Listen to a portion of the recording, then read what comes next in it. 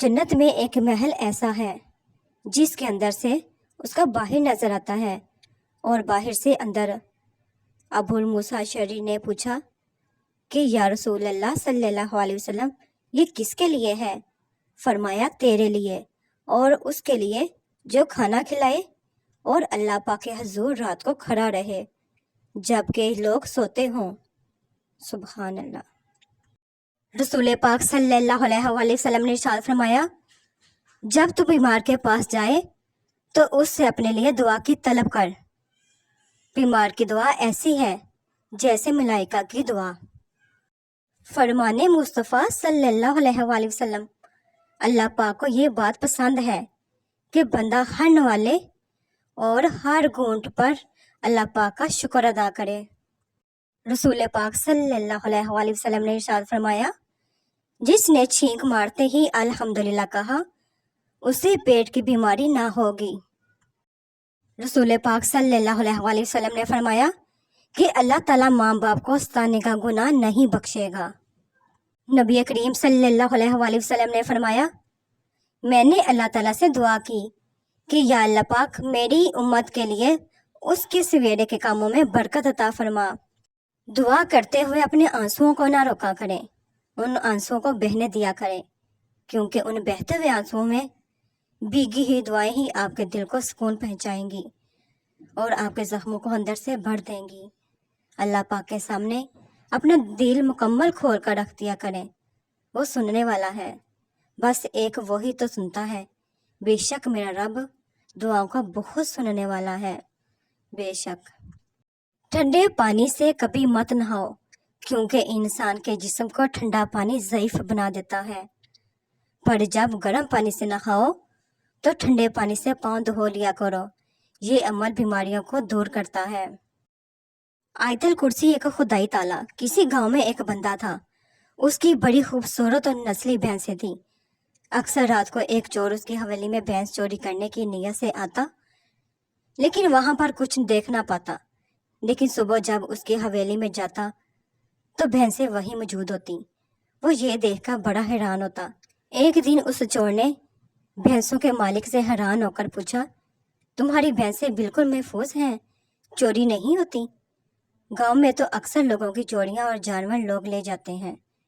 یہ سن کر بھینسوں کے مالک نے کہا کہ میں آیت الکرسی پڑھ کر چاروں کونوں میں پھونک دیتا ہوں، اس طرح اگر اپنے مال و اسباب پر آیت الکرسی پڑھ کر پھونک دے تو کوئی بھی قیمتی چیز کبھی بھی چوری نہ ہوگی، لیکن شرط یہ ہے کہ یہ عمل پورے یقین کے ساتھ کیا جائے، کیونکہ عمل یقین کے ساتھ ہو تو ہی اثر کرتا ہے۔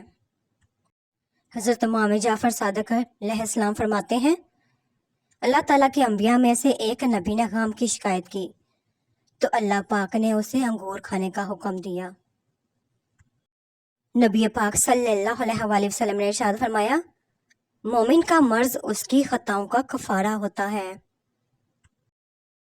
نبی پاک صلی اللہ علیہ وآلہ وسلم نے فرمایا، جو کوئی مومن کسی مصیبت میں اپنے مومن بھائی کو تسلی دیتا ہے، اسے تعزیت کرتا ہے، تو اللہ تعالیٰ قیامت کے دن اسے عزت کا لباس پہنائے گا۔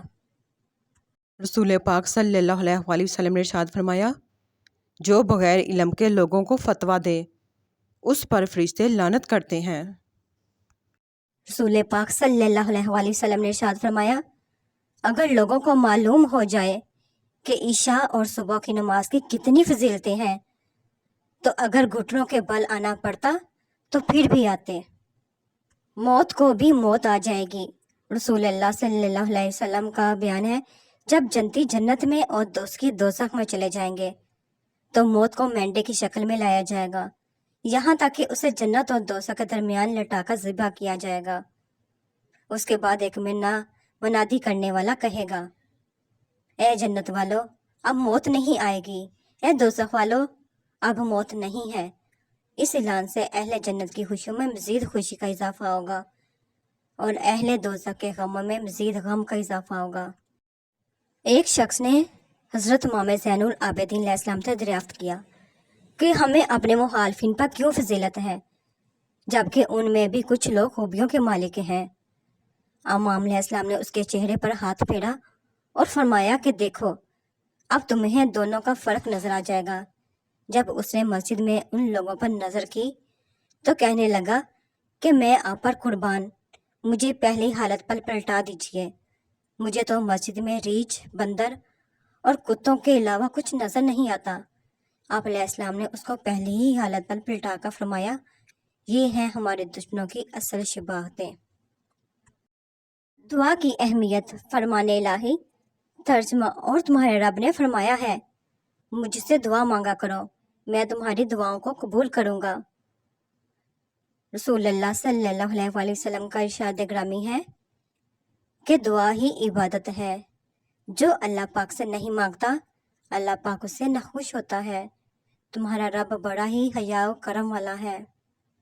جب کوئی بندہ دونوں ہاتھ اٹھا کر دعا کرتا ہے اور مانگتا ہے تو اس کو خالی ہاتھ واپس کرتے ہوئے شرم آتی ہے۔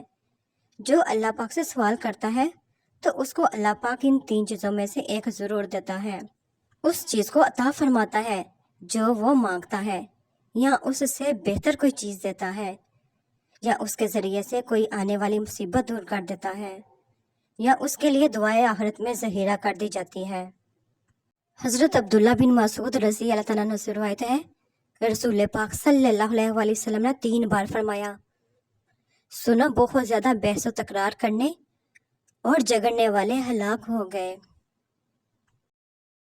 نبی پاک صلی اللہ علیہ وآلہ وسلم نے فرمایا، جو شخص دوسروں کو نیک عمل کی دعوت دیتا ہے تو اس کی دعوت سے جتنے لوگ اس نیک باتوں پر عمل کرتے ہیں ان سب کے برابر اس دعوت دینے والے کو بھی ثواب ملتا ہے، اور عمل کرنے والے کے ثواب میں سے بھی کوئی کمی نہیں کی جاتی۔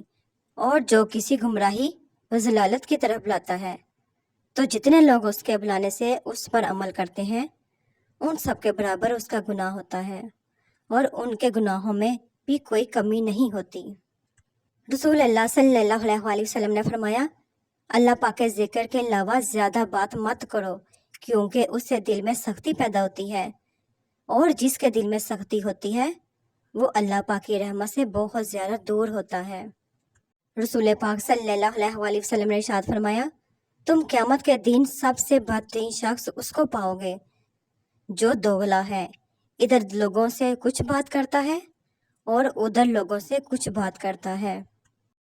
رسول اللہ صلی اللہ علیہ وآلہ وسلم نے ارشاد فرمایا، جب کوئی شخص قرآن پاک پڑھتا ہے تو فرشتے اس کے دونوں آنکھوں کے درمیان یعنی پیشانی کو احتراماً بوسہ دیتا ہے۔ تنہائی میں اللہ پاک کو یاد کرنے والا شخص۔ رسول پاک صلی اللہ علیہ وآلہ وسلم نے ارشاد فرمایا، 7 طرح کے لوگ ہوں گے جن کو اللہ پاک اس دن اپنے سائے میں جگہ دے گا، جس دن اس کے سائے کے سوا اور کوئی سایہ نہ ہوگا۔ ان میں سے ایک وہ شخص جس نے تنہائی میں اللہ پاک کو یاد کیا اور بے ساختہ آنکھوں سے آنسو جاری ہو گئے۔ رسول پاک صلی اللہ علیہ وآلہ وسلم نے ارشاد فرمایا، کوئی صدقہ پانی پلانے سے بڑے ثواب والا نہیں۔